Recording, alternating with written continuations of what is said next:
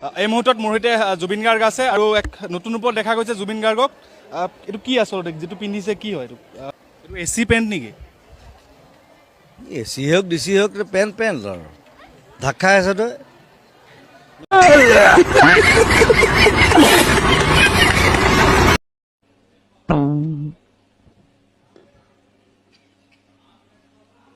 ঐ মাইক্ৰফোনটো কোনে দিব? অঁ থেংক ইউ।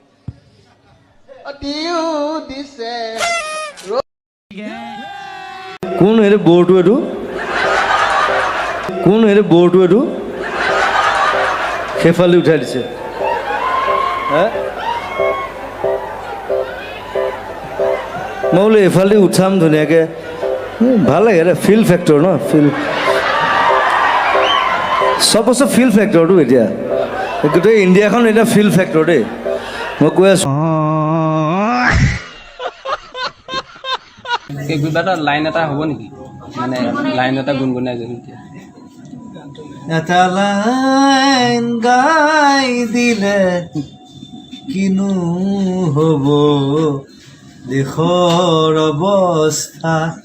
कौन है ये लोग? कहां से आते हैं ये? মই আহিলে তেনেকৈ চিঞৰিলে ভাল লাগে। ঐ কেলা জুবিন দা বুলি কবি।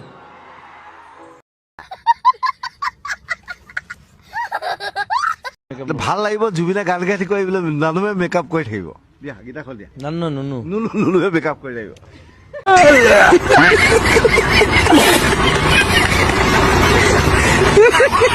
কোনেনো জানে জুবিন।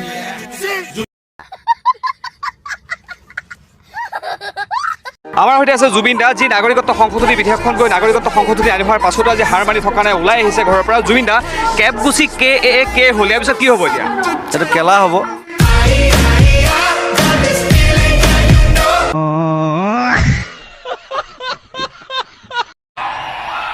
এই মানে এটাই প্ৰব্লেম, মানে এই মানে পেণ্টটো বহুত ওপৰত পিন্ধে।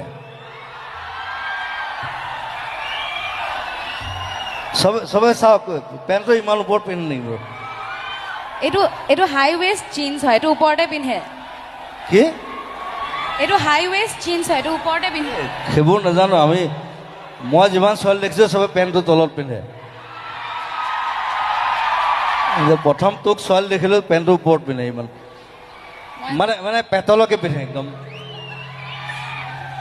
মই চাপৰ যে পেণ্টটো ওপৰলৈ আহি যায়, কি কৰোঁ?